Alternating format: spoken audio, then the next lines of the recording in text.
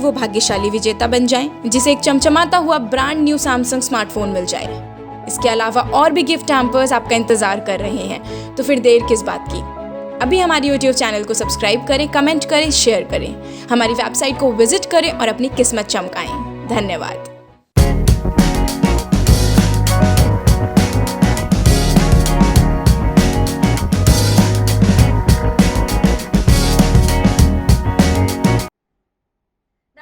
स्वागत है आप सभी का शिव 24 में। मैं हूं गरिमा रितेश और अब रुक करेंगे देश की अहम खबरों का। आर्थिक मोर्चे पर भी चीन को मिला जवाब। संसदीय समिति ने ट्विटर को 18 जून को किया तलब।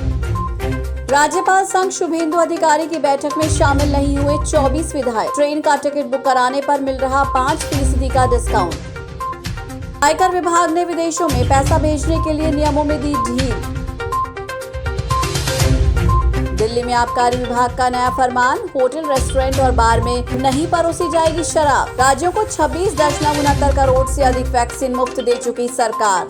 नए BIS मानकों के अनुरूप नहीं पाए जाने वाले साबुन पर दिल्ली में लगा प्रतिबंध। लगातार धीमी पड़ रही है कोरोना की दूसरी लहर। अखिलेश यादव से मिले बसपा के बागी विधायक। और अब जानते हैं खबरें विस्तार से। लद्दाख के पास गलवान घाटी में चीनी सैनिकों से बीते साल हुई झड़प में भारतीय सेना के जाबाजों ने मुंह तोड़ जवाब दिया था। यही नहीं, तब से अब तक एक साल में आर्थिक मोर्चे पर भी लोगों ने चीन को किनारे लगाने का प्रयास किया है। एक सर्वे के मुताबिक ऐसे 43% भारतीय हैं जिन्होंने पिछले 12 महीनों में चीन में बना कोई भी उत्पाद नहीं खरीदा है। कम्युनिटी सोशल मीडिया प्लेटफॉर्म के सर्वे के मुताबिक जिन लोगों ने चीन में बने उत्पादों की खरीदारी की, उनका कहना है कि ऐसा उन्होंने 1 से 2 बार ही किया है। नए IT नियमों को लेकर केंद्र और ट्विटर में जारी टकराव के बीच सोशल मीडिया कंपनी को संसदीय समिति ने तलब किया है। IT मामलों की समिति ने ट्विटर की टीम से 18 जून को संसद परिसर में अपना पक्ष रखने के लिए बुलाया है। इस दौरान IT मंत्रालय के अधिकारी भी मौजूद रहेंगे। इस पूरी कवायद को ट्विटर और केंद्र सरकार के बीच तनाव को कम करने और नियमों को लेकर स्पष्टता रखने की कोशिश के तौर पर देखा जा रहा है। ANI की रिपोर्ट के मुताबिक नागरिकों के अधिकारों की सुरक्षा और सोशल मीडिया के बेजा इस्तेमाल को रोकने के मुद्दे पर बातचीत के लिए ट्विटर को तलब किया गया है। इस बातचीत में डिजिटल स्पेस में महिलाओं की सुरक्षा के मुद्दे पर भी चर्चा होगी। पश्चिम बंगाल चुनावों में CM ममता बनर्जी को हराने वाले BJP नेता शुभेंदु अधिकारी ने सोमवार को पार्टी विधायकों के साथ राज्यपाल जगदीप धनखड़ से मुलाकात की। हालांकि इस बैठक में BJP के 74 विधायकों में से सिर्फ 50 ही मौजूद थे। बाकी 24 विधायक बैठक में नहीं आए और अब इन गायब विधायकों के कारण पार्टी की चिंता बढ़ गई है। दरअसल सियासी हलकों में चर्चा है कि ये सभी 24 विधायक सत्ताधारी तृणमूल कांग्रेस पार्टी में शामिल हो सकते हैं। कोरोना वायरस की वजह से भारतीय रेलवे ने कई ट्रेन का संचालन रोक रखा था, लेकिन अब कोविड के केसेस कम होने के कारण रेलवे कई अहम रूट्स पर लगभग सभी ट्रेनें फिर से शुरू कर रही है। अगर आप भी रेल से कहीं जाने का प्लान कर रहे हैं तो ये खबर पढ़कर आप रेल टिकट बुक करते समय कुछ पैसे भी बचा पाएंगे। दरअसल भारतीय रेलवे ने यूनिफाइड पेमेंट्स इंटरफेस के जरिए ट्रेन टिकट की पेमेंट करने वालों को डिस्काउंट दिया है। UPI के माध्यम से टिकट का पेमेंट करने पर आपको बेसिक किराए के कुल मूल्य पर 5% की छूट मिलेगी। आयकर विभाग ने सोमवार को कुछ फॉर्म हाथ से भरने की अनुमति दी। कर फाइल करने के नए पोर्टल के शुरू होने के 1 सप्ताह बाद भी तकनीकी खामियां जारी रहने के बीच ये मंजूरी दी गई है।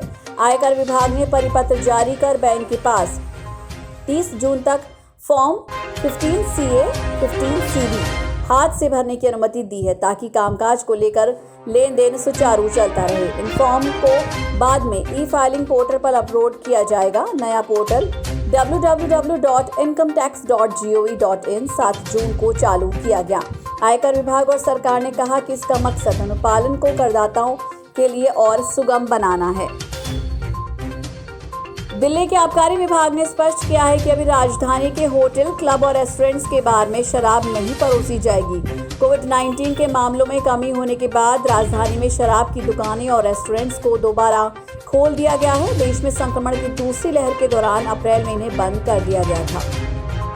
कोरोना से बचाव के लिए देश भर में चल रहे टीकाकरण अभियान के हिस्से के रूप में भारत सरकार राज्यों और केंद्र शासित प्रदेशों को मुफ्त में टीके उपलब्ध करा रही है। इसके अलावा भारत सरकार राज्यों, केंद्र शासित प्रदेशों द्वारा टीकों की सीधी खरीद की सुविधा भी प्रदान कर रही है। सरकार अब तक राज्यों और केंद्र शासित प्रदेशों को 26% 69 करोड़ से अधिक वैक्सीन खुराक मुफ्त दे चुकी है।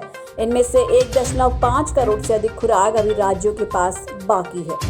दिल्ली सरकार ने यमुना नदी में प्रदूषण को रोकने के लिए नवीनतम BIS मानकों के अनुरूप नहीं पाए जाने वाले साबुन और डिटर्जेंट पाउडर की बिक्री, भंडारण, परिवहन और विपणन पर सोमवार को प्रतिबंध लगा दिया है। गौरतलब है कि नेशनल ग्रीन ट्रिब्यूनल ने जनवरी में 2 सदस्यीय विशेषज्ञ समिति की सिफारिशों को स्वीकार कर लिया था, जिसने दिल्ली सरकार को संशोधित BIS मानकों के अनुरूप नहीं पाए जाने वाले डिटर्जेंट की बिक्री, भंडारण और परिवहन और विपणन पर प्रतिबंध लगाने के आदेश जारी करने का निर्देश देने का सुझाव दिया था। देश में जानलेवा कोरोना वायरस की दूसरी लहर की रफ्तार अब लगातार धीमी पड़ती जा रही है। हालांकि अब नए मामलों में गिरावट दर्ज की जा रही है, लेकिन मौतों की संख्या अभी भी ज्यादा है। स्वास्थ्य मंत्रालय की ओर से जारी ताज़ा आंकड़ों के अनुसार बीते 24 घंटे में देश में कोरोना वायरस के 60,471 नए मामले सामने आए और 2,726 लोगों की मौत हो गई। बड़ी बात यह है कि देश में 75 दिनों बाद एक दिन में इतने कम मामले सामने आए हैं। यूपी में विधानसभा चुनाव के लिए राजनीति हलचल तेज हो चुकी है। मीडिया रिपोर्ट्स के मुताबिक सपा प्रमुख अखिलेश यादव मंगलवार को बसपा से निकाले गए विधायकों से मिले। ये मुलाकात लखनऊ में समाजवादी पार्टी के दफ्तर में हुई। इसके बाद ये कयास लगाए जाने लगे कि बसपा से बाहर किए गए विधायक समाजवादी पार्टी ज्वाइन कर सकते हैं। हालांकि इस बारे में अभी किसी तरह से कोई आधिकारिक बयान नहीं आया है। न्यूज में फिलहाल इतना ही। देश और दुनिया की तमाम खबरों के लिए देखते रहिए शुभ 24।